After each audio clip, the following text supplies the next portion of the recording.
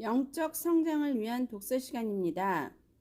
오늘 5번째로 헨리 나우엔의 책 두려움을 이긴 사랑을 읽어드립니다.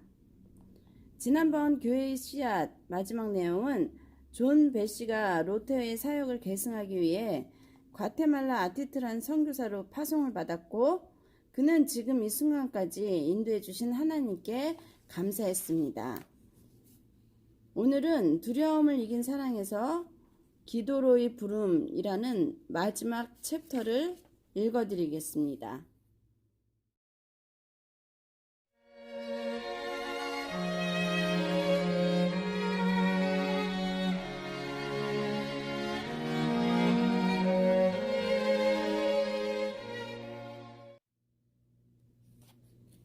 기도로의 부름. 존이 로터의 사역을 계승하기 위해 과테말라로 가야 할 것이라고 내게 말한 순간부터 나는 그가 사역을 시작하는 단계가 되면 그와 함께 있어 주어야 하지 않겠는가라는 생각을 했었다. 지난 수년 동안 우리의 우정은 돈독해졌다. 존과의 교제가 잦아질수록 나는 그가 내게 있어 수혜자가 아닌 제공자라는 사실을 알게 되었다.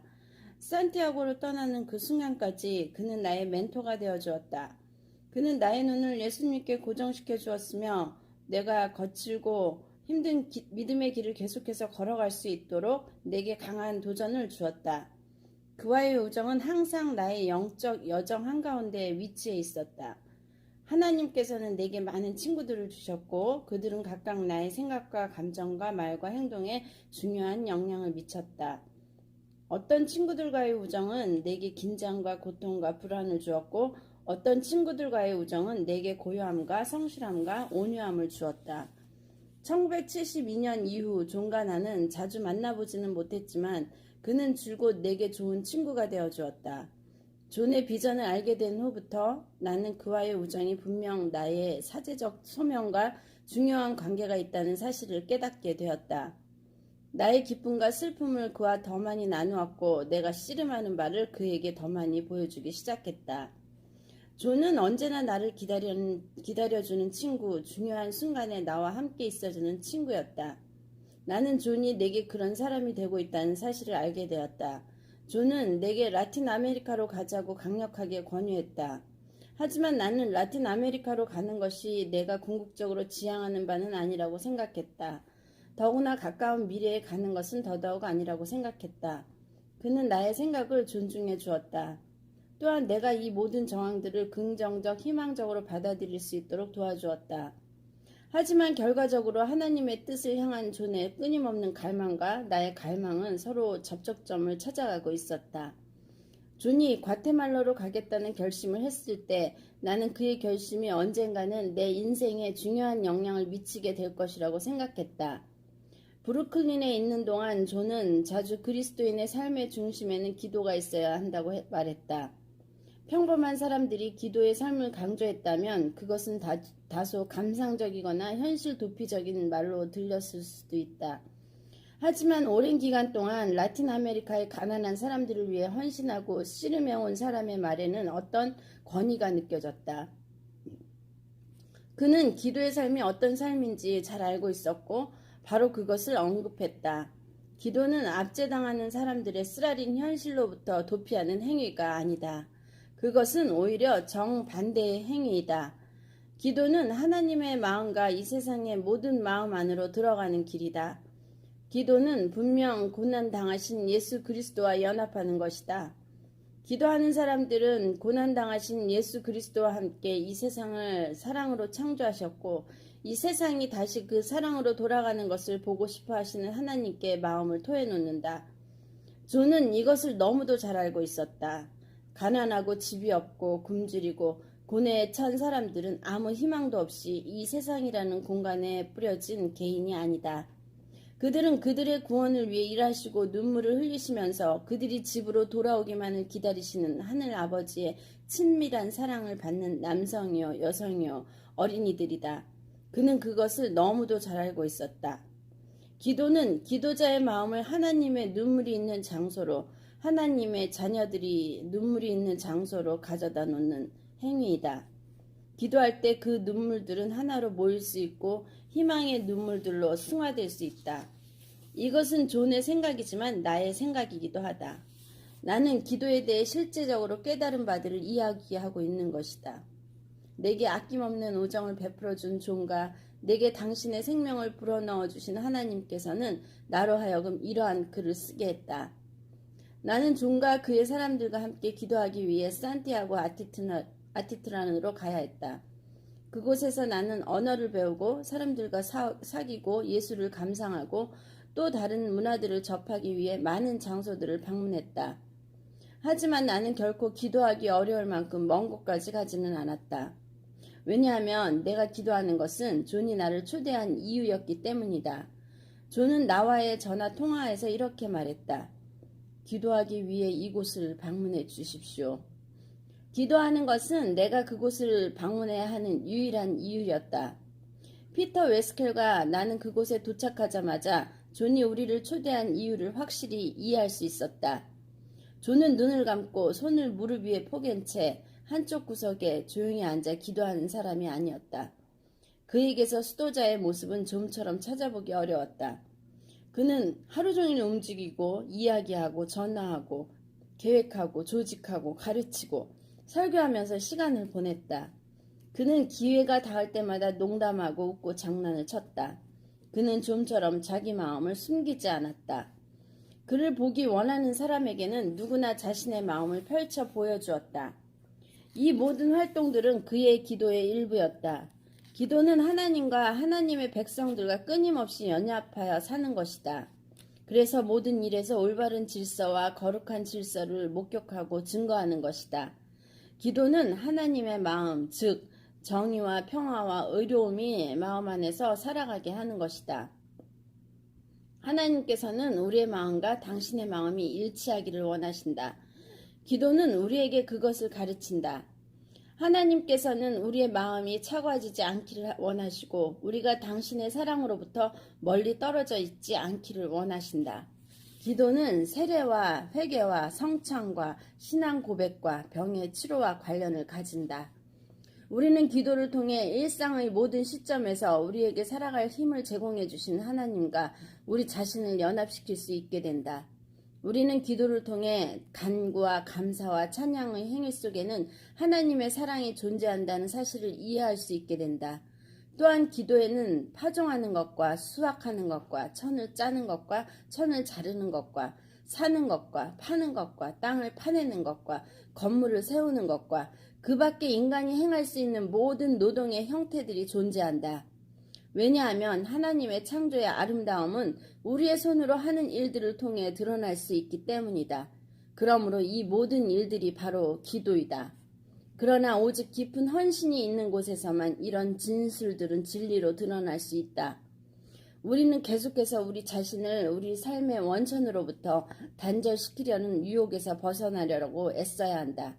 이러한 모습이 가장 잘 드러나는 것은 바로 산티아고 교회에서 성찬식과 함께 드려지는 주일 오후 기도회이다.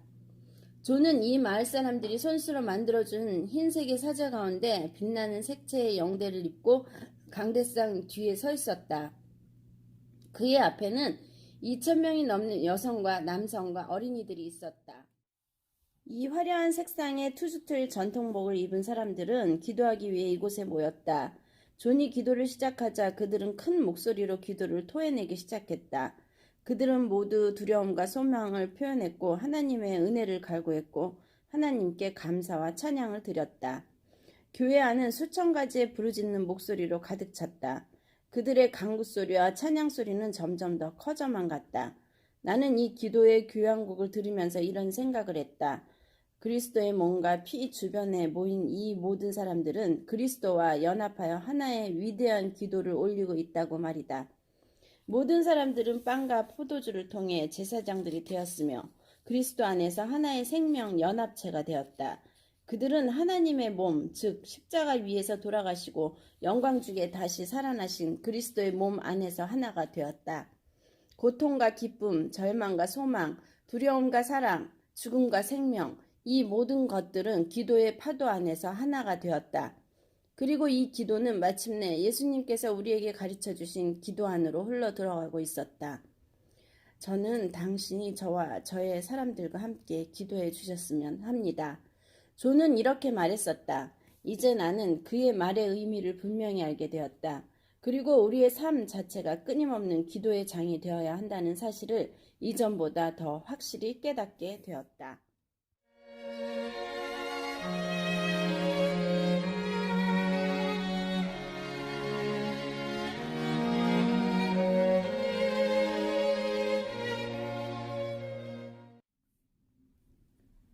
기도와 순교자. 하지만 그가 선택한 삶의 현실을 감안하면 존의 기도 요청은 단순한 것이 아니었다. 그것은 더 깊은 의미를 담고 있었다. 과테말라에서 계속 일어나고 있는 폭력은 사람들이 일상적으로 겪는 삶의 일부가 되고 있었다. 실종된 사람들의 명단은 점점 더 늘어났다. 1984년 3월 11일 과테말라 정부군으로부터 납치되었다가 가까스로 탈출한 전임 노동조합장인 알바로 레인 소사 라모스는 과테말라 고문실에서 벌어진 끔찍한 일들을 이렇게 증언했다. 그들은 제 손목에 수갑을 채우고는 옷을 벗겼습니다. 그리고 발을 꽁꽁 묶은 후 거꾸로 제 몸을 매달았습니다. 이후 저를 과테말라 혁명 조직의 일원이라고 몰아세우더니 날카로운 못이 달린 채찍으로 때리기 시작했습니다. 그들은 교대로 저를 때렸습니다. 또한 담배를 피울 때에는 어김없이 담뱃불로 제 몸을 지졌습니다. 그들이 한참 동안 저를 고문한 후 고문실을 나가면 몇 분 있다가 또 다른 사람들이 들어왔습니다. 저는 카이빌 과테말라 특수부대 요원 한 명이 허리띠 버클로 제 얼굴을 가격한 일을 기억합니다. 그 버클은 정말로 컸습니다. 그래서 여러 번의 가격 중 한 번의 가격이 제 눈썹을 찢어 놓았습니다. 그들이 잠시 저를 때리지 않고 있을 때 저는 납치된 다른 사람들의 매맞는 소리와 비명 지르는 소리를 들을 수 있었습니다. 저는 얼마나 오랫동안 거기서 고문을 받았는지 인식할 수도 없었습니다. 그들은 매달려 있던 저를 끌어내리고는 바닥 위로 내동댕이 쳤습니다. 몇 시간 후 그들은 다시 제 말을 묶어 거꾸로 매달았습니다. 그러더니 특별히 난폭한 카이빌 한 명이 제 얼굴을 마구 발로 찼습니다. 그들의 발길질은 정말 매섭고 고통스러웠습니다.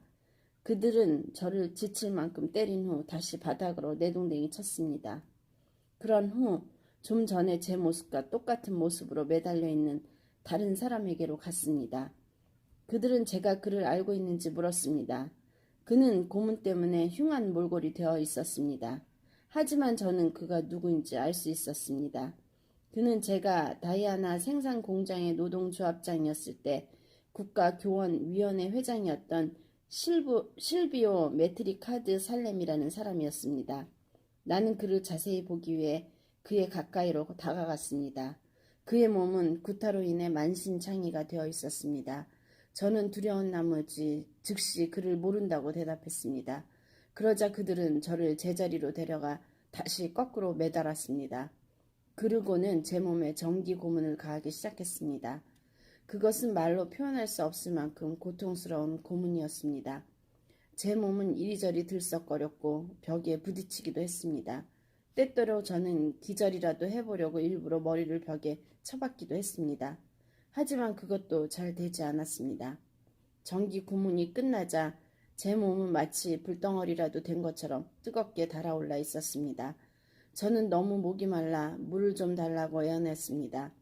고문이 계속되고 있는 동안 저는 분명 물소리를 들었는데 그들은 절대 그것을 제게 주지 않았습니다.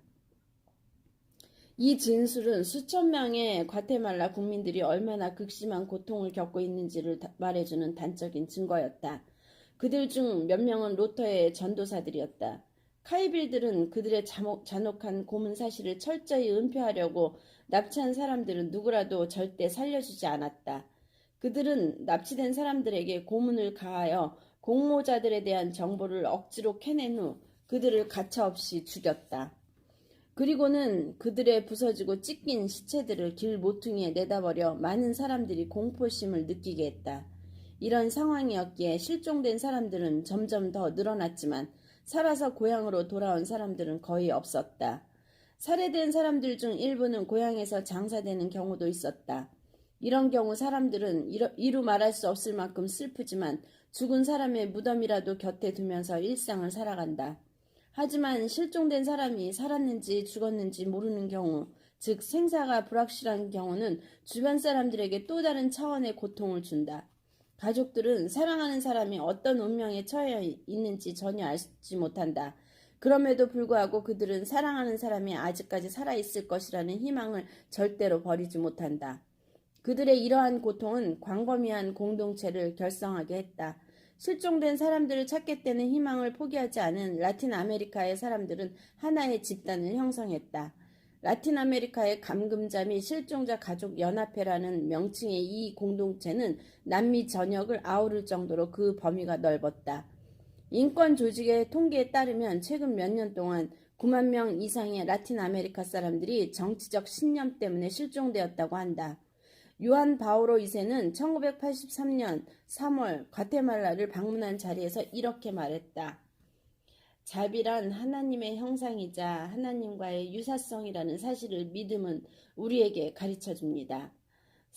사람들이 혹사당할 때, 사람들에게 극악한 불법이 가해질 때, 사람들이 고문을 당하고 납치당할 때, 또는 사람들의 살아갈 권리가 위협을 받을 때, 그것은 바로 창조자에게 대항하는 범죄이며 창조자에게 가해지는 가장 심각한 공격입니다.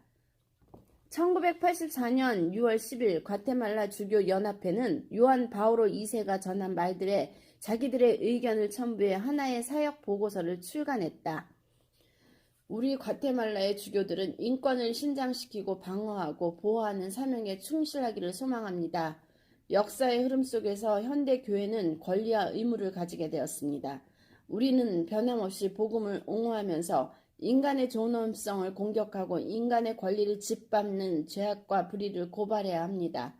한편 우리는 이런 상황들이 벌어지고 있는 이유를 곰곰이 생각해보고 회개해야 합니다. 이것은 우리의 책임입니다. 교회는 선포하고 고발하는 사명을 성실히 수행해야 할 것입니다. 왜냐하면 이것은 거룩하신 창조자께서 부여하신 사명이기 때문입니다. 우리는 그것을 성실히 감당하기 원합니다. 심지어 그 사명이 오해를 받고 모함을 받고 핍박을 받는다 하더라도 말입니다. 존은 로터가 살해당한 침실을 예배실로 바꾸었다. 그의 행동은 두려움과 공포의 장소, 죽음의 장소에 있기 싫어하는 인간의 본능적인 경향을 극복한 것이었다. 존은 그의 방을 정의의 목소리가 들려질 수 있는 기도의 장소로 바꿔 놓았던 것이다. 그는 사람들에게 과거에 일어났던 비극적인 사건들을 잊으라고 요구하지 않았다. 또한 아무 일도 일어나지 않은 것처럼 지금까지 살아온 대로 살아가라고도 요구하지도 않았다. 대신에 그는 로터의 죽음을 기억하라고 권고했다. 또한 그에 대한 기억을 통해 얻은 힘을 인간의 존엄성을 위해 씨름하는 삶의 현장으로 가져오라고 권고했다. 존은 자신의 사람들을 보호하기 위해 자신의 생명을 바친 그에 대해 침묵하지 않았다. 대신에 그는 축복하고 가르치고 설교할 때마다 그의 용기와 믿음을 큰 목소리로 선포하는 것을 잊지 않았다. 그의 순교는 계속해서 죽음의 세력과 저항하고 있었고 죽음에서 부활하신 승리의 주님을 향한 믿음을 선포하고 있었다. 산티아고의 교인들은 항상 기도했다. 그들은 순교자의 피를 통해 힘을 얻었고 순교자의 믿음을 본받아 기도했다. 큰 목소리로 기도하는 수천 명의 투수툴 인디언들 앞에서 있는 존의 모습을 보면서 피터와 나는 새로운 사제가 이들에게 얼마나 큰 소망을 주고 있는지 분명히 목격했다. 그들은 목자의 사명을 계속해서 감당해줄 사제를 보내달라고 하나님께 기도해왔다. 그들은 3년을 기도해왔다. 그리고 난 후 존이 이곳에 왔다. 빛은 어두움보다 더 강하다. 사랑은 두려움보다 더 강하다. 그리고 생명은 죽음보다 더 강하다. 어느 날 아침 몇 명의 여성들이 교회로 찾아와 존에게 아름다운 빨간색, 노란색, 금색 숄들을 선물했다. 그것은 이들이 손수 짠 것들이었다. 그리고 로터가 이 지역에서 몇 년간을 섬긴 후 마을 사람들로부터 존경의 표시로 받은 숄과 동일한 형태의 것들이었다. 산티아고 아티트란의 여성들은 그들의 새로운 사제 페드리 주안이 로토와 동일한 존경을 받고 그와 동일한 쇼를 입기를 원했던 것이다. 비록 존은 이곳에 부임해 온 지 얼마 되지 않았지만 말이다. 존은 자신을 위한 이 지역 사람들의 기도와 지원과 사랑이 얼마나 큰지 잘 알고 있었다. 존이 교구민들의 신뢰와 확신이 담긴 상징적 선물을 받았을 때 그는 몇 달 전 받았던 질문에 대해 더 훌륭한 대답을 할 수 있을 것만 같았다. 순교자의 후임으로 파송된다는 것을 어떻게 느끼고 있습니까? 그는 이들과 함께 기도해야겠다는 강력한 소망감을 느꼈다. 그리고 폭력을 극복하고 새로운 사랑과 자유를 발견하라고 애쓰는 이들에게 신실한 사람이 되어야겠다고 다짐했다. 기도와 순교는 서로 밀접하게 연결되어 있다. 초대교회 성도들은 순교자가 될 수밖에 없었다. 그들은 그들의 피로써 주님의 증인이 되기를 자청했다. 하지만 시간이 흐르자 그들은 더 이상 순교자가 될 필요가 없게 되었다. 그들 중 많은 사람들은 끊임없는 기도의 삶을 통해 증거자가 되었다. 나는 과테말라의 모습 속에서 이러한 순교와 기도 사이의 밀접한 연결점을 발견했다. 영양술조에 걸리고 건강이 악화되고 거주 환경이 열악하고 임금이 낮고 고되고 긴 노동에 시달리는 것이 이곳 사람들의 일상적 모습이었다. 이뿐 아니라 이곳에는 공포 분위기가 만연되어 있었고 고문과 죽음의 위협 또한 늘 끊이지 않았다. 사람들은 절망과 소망 중 한 가지를 선택해야 했다. 그들은 어두움의 세력에 체념하는 것과 적극적으로 빛을 향해 달려나가는 것 중 한 가지를 선택해야 했다. 그들은 희생제가 되는 것과 자유자가 되는 것 중 한 가지를 선택해야 했다. 이것은 내적 선택의 문제였다. 이것은 외부 환경에 의해 좌우되는 것이 아니라 어떤 환경에서도 개인의 자유를 지키려는 의지에 의해 좌우되는 것이다. 이것은 어두움 한가운데서도 생명의 하나님을 향해 부르짖는 것이며 눈물 골짜기를 걸으면서도 기쁨을 붙드는 것이며 전쟁의 소문이 만연한 환경에서 계속해서 평화를 말하는 것이었다. 이것들을 가능하게 하는 것은 바로 기도이다. 실로 기도는 눈에 보이는 모든 것들이 탐욕과 미움과 폭력과 전쟁에 의해 갈갈이 찢겨진 상황에서도 우리를 주님께 단단히 붙어 있게 한다. 기도는 진심에서 우러나오는 지식이다. 그 어떤 것들도 우리에게 접근할 수 없습니다. 아무것도 그리스도의 사랑을 침해할 수 없습니다. 비록 우리가 고통을 당하거나 곤란을 겪거나 핍박을 받거나 음식이나 옷이 부족하거나 위협을 받거나 심지어 공격을 받을지라도 말입니다. 성경은 이렇게 약속합니다. 기록된 바 우리가 종일 주를 위하여 죽임을 당하게 되며 도살할 양같이 여김을 받았나이다 함과 같으니라. 그러나 이 모든 일에 우리를 사랑하시는 이로 말미암아 우리가 넉넉히 이기느니라. 로마서 8장 36절 37절 말씀. 달리 말해 기도는 이 세상의 두려움을 통해 질식시키려는 사람들이 내쉴 수 있는 거룩한 호흡이다. 기도는 살아있는 사람들의 순교이다.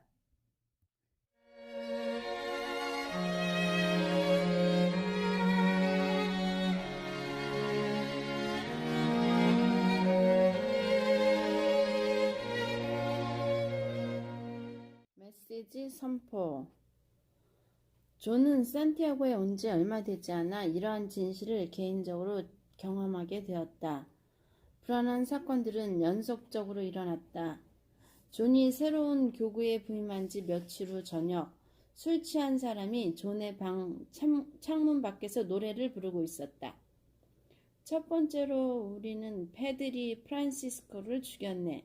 다음으로 우리는 페드리 주인을 죽일 거야. 이것은 단순히 술 취한 사람이 불러댄 노래였지만 농담으로 흘러넘길 것은 아니었다. 존은 웃으면서 그것을 대수롭지 않게 여겼지만 그의 모습에는 두려워하는 기색이 배어 있었다. 몇 주 후 산 루카스에서 온 어떤 사람은 정부가 조만간 산티아고 아티트란의 상황을 좀 더 자세히 조사할 계획을 가지고 있다고 존에게 말해주었다. 그리고 피터와 존과 내가 과테말라시에 도착할 즈음에도 교회 임원들은 정부가 이것을 계속해서 예의주시하고 있다는 소문을 전해주었다. 우리는 정부가 이곳 주민들 중 일부를 다른 지역으로 이주시킬 준비를 하고 있다는 사실도 알게 되었다. 술 취한 사람의 노래, 암시들, 소문들, 그리고 막연한 예견들은 점점 더 부상하기 시작했다. 웬만해서는 두려움에 질식되지 않을 수 없는 상황이었다. 그러나 존은 두려움에 사로잡혀 있지 않고 두려운 감정과 적당한 거리를 두고 있는 사람처럼 보였다. 위험한 환경 속에서도 그가 날마다 충실한 삶을 살 수 있었던 것은 바로 사람들을 향한 사랑이었다. 존은 행복한 사람이었다. 그는 자기에게 주어진 새로운 사명에 깊이 감사했다. 그는 이곳에서의 사역을 자신의 소명이라고 확신했다. 그는 교회로부터 지지를 얻고 있다고 느꼈고 수녀들과 성도들 그리고 고향에 있는 많은 친구들로부터 사랑을 받고 있다고 느꼈다. 그는 자신의 마음을 예수님의 사랑에 깊이 뿌리내리고 있었다. 생명에 대한 위협이 끊이지 않는 장소에 가겠다고 자칭하는 일은 누가 봐도 명백히 어리석은 일이다. 나는 미국 대학생들과 함께하는 내 삶과 트주틀 인디안들과 함께하는 그의 삶을 곰곰이 생각해 보았다. 그것은 바울이 고린도 교회 성도들에게 보낸 편지의 내용과도 비슷했다. 내가 생각건대 하나님의 사도인 우리를 죽이기로 작정한 자 같이 미말에 두셨으며 우리는 세계 곧 천사와 사람에게 구경거리가 되었노라. 우리는 그리스도의 영고로 미련하되 너희는 그리스도 안에서 지혜롭고 우리는 약하되 너희는 강하고 너희는 존귀하되 우리는 비천하고. 고린도전서 4장 9절에서 11절. 피터와 나는 존과 함께 있는 동안 존이 자기 교구 사람들에게 하는 이야기를 들었다. 우리는 그가 주어진 상황을 거의 두려워하지 않는 것을 보고 큰 감동을 받았다. 그는 부연 설명이 거의 필요 없을 정도로 쉬운 용어들을 사용했다. 그것은 선생의 말이었으며 이스라엘 선지자들의 말이었으며 사도들과 복음 전도자들의 말이었으며 예수님 그분의 말씀이었다. 그것은 내가 네덜란드, 프랑스, 미국에 있을 때에도 자주 들은 말씀이었다. 하지만 과테말라에서 그것은 인자의 입으로부터 나오는 좌우의 날이 선 검과도 같은 말들이었다. 정의와 평화에 대한 말들, 용서와 화해에 대한 말들, 회심과 중생에 대한 말들, 더불어 살아가는 길에 대한 말들. 이전까지 이런 말들은 내게 위험하고 충격적인 말로 들리지 않았다. 하지만 이곳에서 이런 말들은 분명 위험하고 충격적인 말들이었다. 로터는 이런 말을 하다가 죽임을 당했다. 존은 이런 말을 하면서 자신의 생명을 위험에 빠뜨리고 있었다. 이런 말들의 분노와 적의를 유발시키는 말들이 아니라 하나님 나라의 진리를 선포하는 말들인데도 말이다. 과테말라에서는 위험인물로 간주되기 위해 굳이 새로운 용어들과 새로운 개념들을 발명해낼 필요가 없었다. 예수님의 어머니인 마리아의 말 역시 위험인물로 간주될 만한 것이었으니 말이다. 내 영혼이 주를 찬양하며 내 마음이 하나님 내 구주를 기뻐하였음은 그의 팔로 힘을 보이사 마음의 생각이 교만한 자들을 흩으셨고 권세 있는 자를 그 위에 내리치셨으며 비천한 자를 높이셨고 줄이는 자를 좋은 것으로 배불리셨으며 부자를 공수로 보내셨도다. 누가복음 1장 46절에서 47절, 51절에서 53절. 만약 당신이 산티아고 아티트란에서 이런 말들을 했다면 아마도 누군가가 군대로 달려가 당신을 혁명을 선동하는 공산주의자로 고발했을 것이다. 하지만 그 누구도 존을 고발하거나 비난하지 않았다. 그는 회심의 자리로 마음과 영혼을 새롭게 하여 그리스도를 섬기는 자리로 사람들을 초대했을 뿐이다. 그는 어떤 설교에서 이렇게 말했다.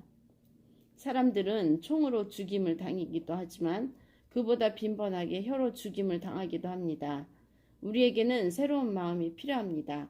왜냐하면 오직 새로운 마음만이 평화를 잉태할 수 있기 때문입니다. 오직 새로운 마음만이 평화를 잉태할 수 있다. 이 말은 1984년 세계 평화의 날에 교황 요한 바오로 2세가 전한 메시지였다.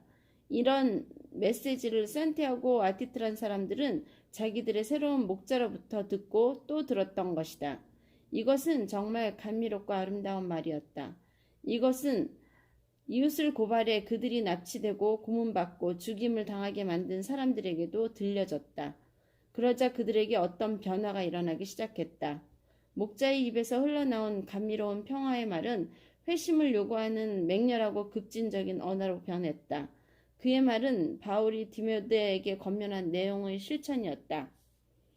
하나님 앞과 산 자와 죽은 자를 심판하실 그리스도 예수 앞에서 그의 나타나실 것과 그의 나라를 두고 엄히 명하노니 너는 말씀을 전파하라. 때를 얻든지 못 얻든지 항상 힘쓰라.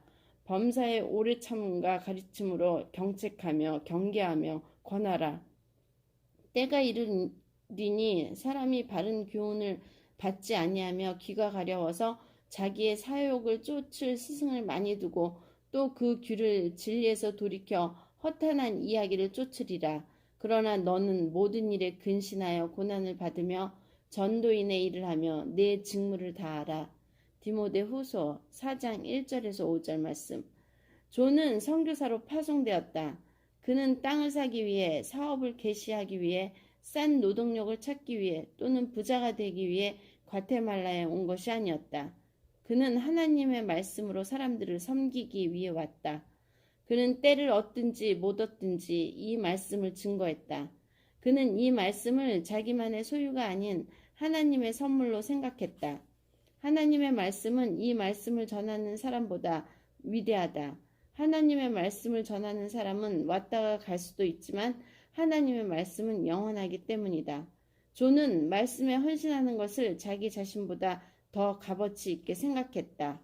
그러기에 존은 위험한 상황 한가운데서도 기쁨과 평화를 맛볼 수 있었던 것이다.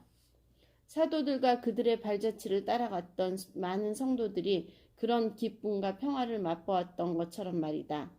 피터와 내가 과테말라에서 돌아오자 존의 가족들과 친구들은 우리를 찾아와 이렇게 질문했다. 존은 안전하던가요? 우리는 이렇게 간단히 대답했다. 아니요, 그는 안전하지 않습니다. 하지만 그는 아주 행복해하고 있습니다. 걱정하지 마시고 그를 위해 기도해 주십시오. 하나님께서 그를 보호하고 계신다는 것을 믿으십시오.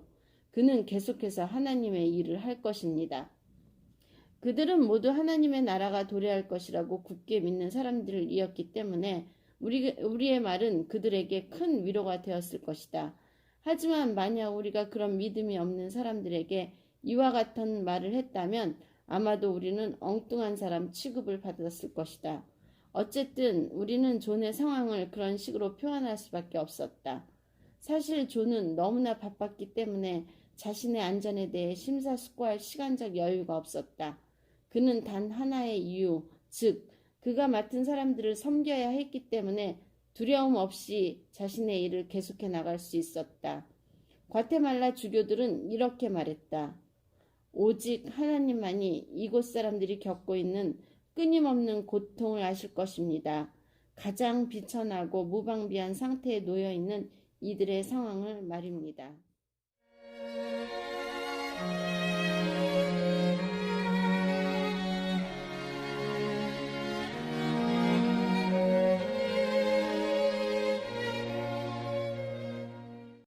다시 고향으로. 9월 넷째 주 화요일 존은 피터와 나를 과테말라시로 데리고 갔다. 늦은 저녁 시간 우리 셋은 작은 예배당에 모여 성만찬을 나누었다. 그것은 과거에 대한 감사와 미래에 대한 소망으로 가득 찬 의미 있는 시간이었다. 그 소망은 분명 과테말라의 정치적, 경제적 환경이 점점 더 좋아질 것이라는 낙관주의에 근거한 소망이 아니었다. 현실적으로 과테말라에서 그런 낙관주의를 기대한다는 것 자체가 무리였다. 우리의 소망은 우리가 예수님의 이름으로 함께 모였다는 사실과 그분께서 우리 가운데 계시다는 진리에 근거한 것이었다. 우리가 작은 테이블 주위에 둘러서 하나님의 말씀을 듣고 서로 빵을 나눌 때 나는 그 어떤 공간적 거리도 우리를 분리시킬 수 없다는 사실을 다시 한번 더 깨달았다. 우리를 하나로 묶어있는 분은 바로 주님이셨다. 그분께서 우리를 먹이시는 그 순간 우리가 에워싸고 있는 테이블은 전 세계만큼이나 넓어 보였다. 보스톤과 산티아고 아티트라는 더 이상 멀리 떨어진 두 개의 도시가 아니었다. 그것은 하나님의 테이블 안에 존재하는 두 장소에 불과했다. 성 만찬은 우리에게 참된 우정의 본질을 확인시켜 주셨다. 피터와 존과 나는 공통의 관심사, 경험들, 감성들보다 더 위대한 어떤 것에 의해 하나로 연합되었다. 우리가 서로 나누고 있는 빵과 포도주는 거룩한 사랑의 징표가 되었다. 이것은 당신을 위해 찢기신 그리스도의 몸입니다. 이것은 당신을 위해 흘리신 그리스도의 피입니다. 우리의 우정이 이런 말씀에 뿌리를 두고 있는데 우리가 어찌 하나로 연합하지 않을 수 있다는 말인가? 나는 나와 함께 이곳으로 와 주었고 나와 존과의 우정에 합류해준 피터에게 감사의 마음을 느꼈다. 피터와 나는 하나님께서 우리 셋을 이곳에 함께 모이게 하셨다고 확신했다. 그리고 그런 주님을 더 신실하게 섬기자고 서로를 격려했다. 나는 주님께서 사람을 구체적으로 인도하시는 모습과 당신 자신을 분명하게 드러내시는 모습을 볼 수 있게 해준 존에게 감사했다. 나는 순교를 통해 자신의 사람들에게 살아계신 하나님의 임재를 강렬히 느끼게 해준 로터에게 감사했다. 다음날 아침 피터와 나는 산티아고를 떠났다. 존은 우리가 공항에서 출국 심사를 마치고 비행기를 타러 걸어가는 동안 계속해서 손을 흔들어 주었다. 그는 우리의 모습이 보이지 않을 때까지 그렇게 했다. 나는 산티아고 아티트란의 방문이 그에게 얼마나 큰 의미를 주었는지 그리고 우리에게 얼마나 큰 의미가 되었는지 깨달았다. 예전의 우정은 더욱 깊어졌고 새로운 우정은 싹을 내었고 사역은 더 많은 지지를 받게 되었고 소명감은 더욱 강렬해졌고 함께 일할 수 있는 방법은 새로이 모색되었다. 비행기가 이륙하자 구름이 점점 더 아름다운 과테말라 마을을 뒤덮기 시작했다. 우리는 너무나 자연스럽게 서로를 마주보면서 이렇게 말했다. 고맙네. 또한 우리는 우리를 함께 이곳으로 보내시고 무사히 돌아가게 하신 하나님께 이렇게 말했다. 감사합니다. 우리는 두 가지 세상을 경험했다.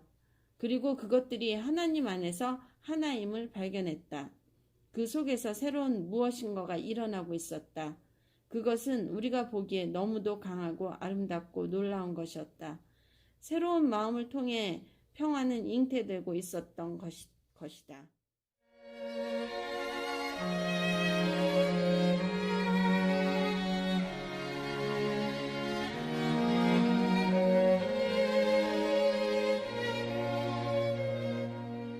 존 베시의 맺는 말 1984년 7월 나는 새로 부임한 사제의 자격으로 산티아고 아티트란 교구에 도착했다. 이곳은 메로토 주교에 의해 개척된 곳이었다. 한편 이곳은 1981년 로토 신부가 피살된 후 3년 동안 사제의 자리가 공석으로 남아 있었던 곳이기도 했다. 7월 28일 그러니까 내가 이곳에 도착한 지 며칠 후 로토 신부 사망 3주기 추도 의식이 있었다. 의식이 시작되기 전 기독교 협회 회원들과 전도사들은 교회에서 순교한 로터 선교사를 기념하기 위해 이동식 기념물을 선보였다. 그 나무통 안에는 생전에 그가 입었던 바지, 셔츠, 모자들이 담겨 있었다. 교회 안을 가득 메운 사람들은 이 기념물을 보면서 로터 선교사를 기억했다. 그리고 시간이 흐르는 줄도 모르는 양 밤이 깊어가도록 기도했다. 다음날 아침 3,000명 이상의 회중들이 모인 교회 안에서 추도 예배를 집례했다. 총을 소지한 군인들이 밖에 돌아다니고 있을 정도로 이곳에는 여전히 폭력의 위협이 존재하고 있었지만 이곳 사람들은 공개적으로 그리스도 예수를 향한 믿음을 선포하고 순교자들을 애도하고 있었다. 이 예배에는 과테말라 전역에 있는 교회 공동체의 대표자들이 참여했다. 나는 믿음과 용기의 모습을 목격하면서 터툴리안이 남긴 유명한 말의 의미를 더 잘 이해하게 되었다. 순교자들의 피는 교회의 씨앗이다. 나는 로토 신부의 후임자가 되기 위해 자원하여 산티아고 아티트란으로 왔다. 그리고 주 예수를 섬기려는 열망 때문에 그가 죽임을 당한 그 집에서 살고 있다. 이것은 위험하지만 동시에 축복된 일이다. 그리스도를 위한 순종의 역사가 배어있는 곳에 머문다는 것은 정말 축복된 일이다. 이곳 사람들을 위한 로터 신부의 사역을 내가 계승할 수 있었다는 것은 정말 축복된 일이다. 이러한 축복들에 감사하면서 나는 한 가지 영감을 얻게 되었다. 그것은 바로 사랑하는 친구 헨리 나우엔에게 산티아고로 와서 우리와 함께 기도해달라고 부탁하는 것이었다. 이후 헨리는 이곳에 도착해 교구 공동체와 함께 기도해 주었다. 그는 교구 사람들에게 로또 신부에 대해 과테말라의 상황과 산티아고 아티트란의 상황에 대해 물어보았다. 그는 페드리 프란시스코에 대해 더 많이 알게 될수록 이 하나님의 사람을 점점 더 존경하게 되었다. 그는 자기가 이 교구를 위해 무엇을 도울 수 있겠냐고 내게 물었다. 필요한 게 무엇입니까? 재정입니까? 집부차입니까? 아니면 다른 무엇입니까? 헨리가 우리 교회를 매우 사랑하고 로또의 이야기에 많은 관심을 가지고 있다는 사실을 알았던 나는 내가 생각하기에 가장 쉬운 일을 그에게 부탁했다. 그것은 바로 순교자인 로또에 관한 책을 써줄 수 있느냐는 것이었다. 헨리의 반응은 나를 무척이나 놀라게 했다. 나는 헨리를 작가로 알고 있었다. 그것도 항상 머릿속을 다음번 책들에 대한 구상으로 가득 채우고 있는 놀라운 작가로 알고 있었다. 하지만 나는 처음으로 헨리가 나름대로의 고통과 시련을 겪고 있다는 사실을 알게 되었다. 이 천부적인 작가는 지난 1년 반 동안 그 어떤 글도 쓸 수 없었다고 내게 털어놓았다. 나는 그가 도무지 해낼 수 없을 것만 같은 일을 부탁했던 것이다. 나의 부탁은 오히려 그의 짐을 더 무겁게만 했던 것이다. 그럼에도 불구하고 그는 나의 부탁을 들어주었다. 나의 부탁은 그의 개인적 시련을 더 가중시킨 듯 했지만 결국은 그에게 회복의 계기를 마련해 주었다. 로터 신부는 헨리의 천부적인 재능을 회복시키는 매개체가 되었던 것이다. 헨리는 로터 신부와 함께 생활했던 수녀들 그리고 그와 함께 일했던 많은 사람들과 대화를 나누면서 이 새로운 여행을 떠나기 시작했다. 한편 그는 교구 문서실에 보관되어 있던 로터의 글들을 모두 주의 깊게 읽었다. 거기에는 편지들도 있었고 서류들도 있었다. 로터는 이 모든 글들을 겸손하게 잘 보관해 놓았던 것이다. 그는 자기 가까이에서 함께 일했던 많은 사람들이 자기를 비난하고 고발한 내용들까지도 잘 보관해 놓았다. 그가 죽기 6년 전까지만 해도 공동체의 원로들은 로토를 산티아고 아티트란의 사제 자리에서 물러나게 해달라고 주교에게 고발장을 제출했었다.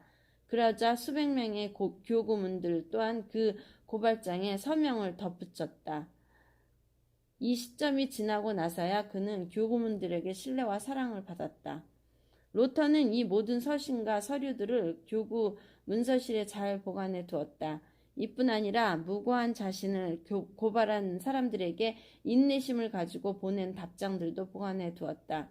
그는 자신이 사랑하는 사람들에 의해 여러 차례나 상처를 입었음에도 불구하고 변함없이 그들을 사랑했고 그들에게 우정의 손을 내밀었다. 이 편지들은 마음을 다해 산티아고 아티트란 사람들에게 신실하고자 노력했던 패드리의 고통과 시련을 헨리가 이해하는 데 많은 도움을 주었다. 조용히 앉아 글을 쓰고 있는 헨리의 모습을 보면서 나는 지난 1년 반 동안 그가 글을 쓸 수 없어 고통스러워했다는 사실이 좀처럼 이해되지 않았다. 아니 상상조차 되지 않았다. 다시 글을 쓰겠다던 그의 결심은 그에게 새로운 에너지를 충전해 주었고 분명한 목적을 선사해 주었고 고통당하고 있는 그곳 사람들과 새롭게 연합하는 계기를 마련해 주었다. 헨리의 방문 후에도 나는 계속 그곳에 남아 수녀들, 전도사들, 교회 지도자들과 함께 사역을 하고 있었다. 그런데 불길한 일들이 자꾸 일어났다. 8월 25일 수녀들은 어떤 술 취한 사람이 첫 번째로 우리는 패드리를 죽였네. 다음으로 우리는 패드리 주인을 죽일 거야. 라는 노래를 부르는 것을 듣고 두려워했다. 그리고 9월 말에는 총기로 무장한 500명의 특수부대 요원들이 그곳에서 약 일주일을 머물렀다. 그들의 모습은 마을 주민들에게 공포심을 불러일으켰다. 10월 23일에는 과테말라 주재 미국 대사관 직원이 우리 교구를 방문했다. 바로 과테말라 군대가 그곳 사람들을 다른 지역으로 쫓아내버리고 나를 제거해버릴 계획을 하고 있다는 소문들의 진위를 조사하기 위해서였다. 산티아고 아티트란의 긴장 상태는 점점 더 고조되고 있었다. 11월 1일 저녁 총기를 소지한 군인들이 교회 주변을 에워쌌고 경찰에 연락해 나를 체포하라고 요청했다. 경찰이 그들의 요구를 거절하자 부대장은 부대에 남아있는 모든 부대원들을 이리로 소집하라고 명령했다. 훨씬 많아진 군인들은 밤새도록 교회를 포위하고 있었다. 다음날 아침 대교구의 행정을 책임지고 있는 주교는 매우 위험한 상황이므로 며칠간 그곳을 떠나 다른 지역 수도원에서 머물라고 권고했다. 카르멜회 수녀들은 내가 기관직 폐렴을 회복할 때까지 그리고 그곳으로 돌아가도 될 만큼 안전하다 싶을 때까지 나를 돌보게 해달라고 주교에게 부탁했다. 나는 11월 말까지 수도원에 머물렀다. 그때가 되어서야 프렌티스 주교는 내가 산티아고 아티트란으로 돌아가도 괜찮겠다고 말해주었다.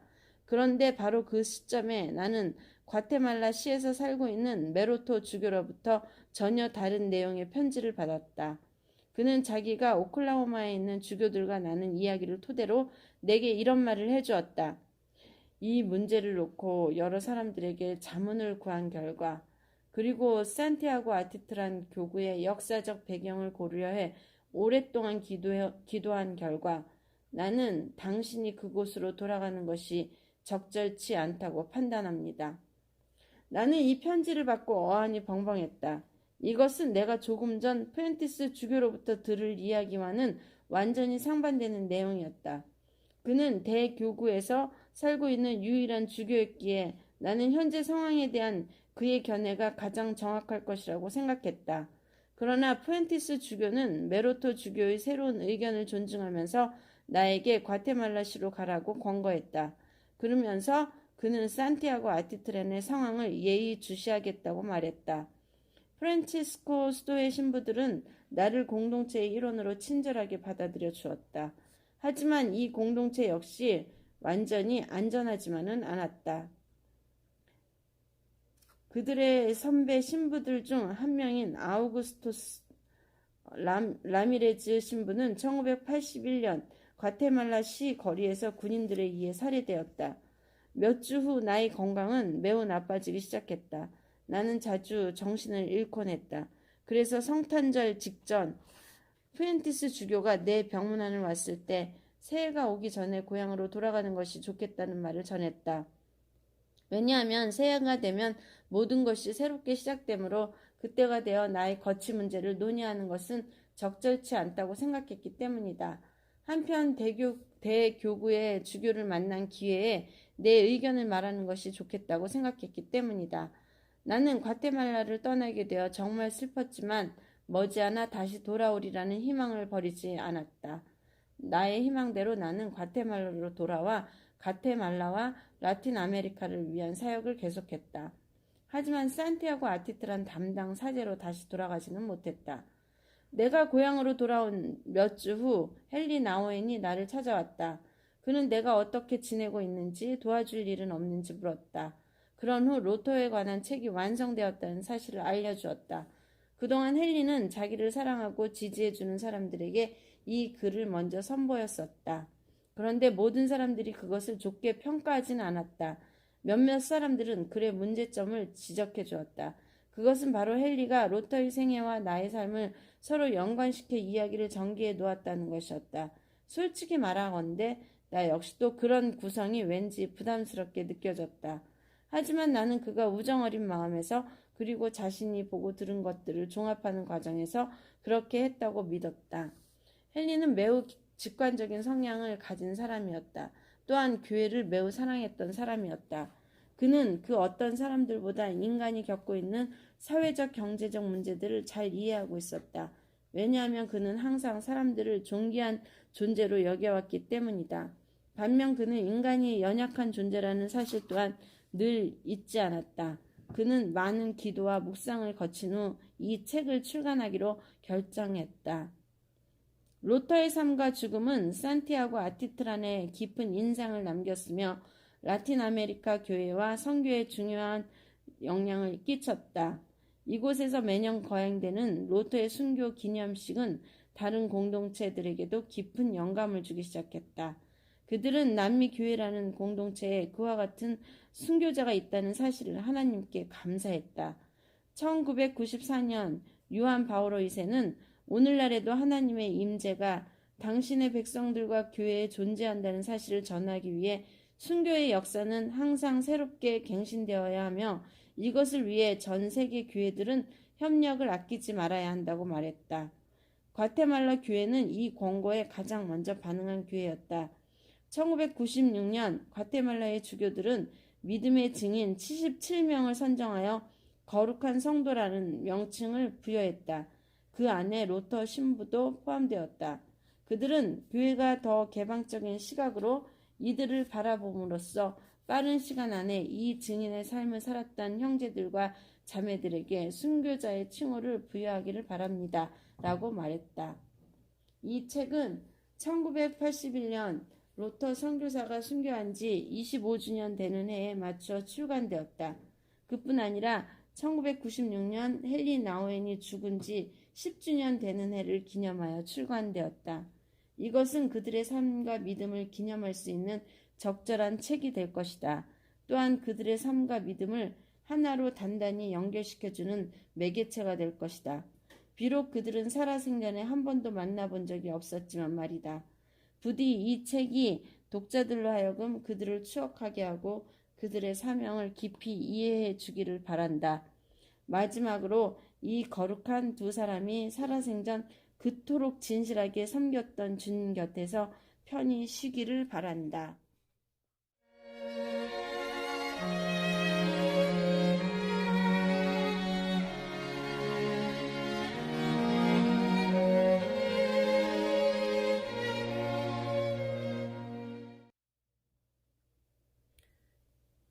헨리 나우엔의 두려움을 이긴 사랑은 이렇게 5번째로 끝났습니다.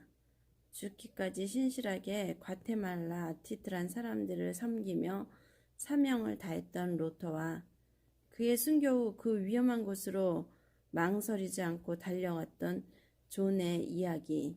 이 이야기는 하나님의 신실함을 담은 이야기, 그리고 하나님을 향한 그들의 필수적인 반응, 즉 두려움을 이긴 사랑 이야기입니다.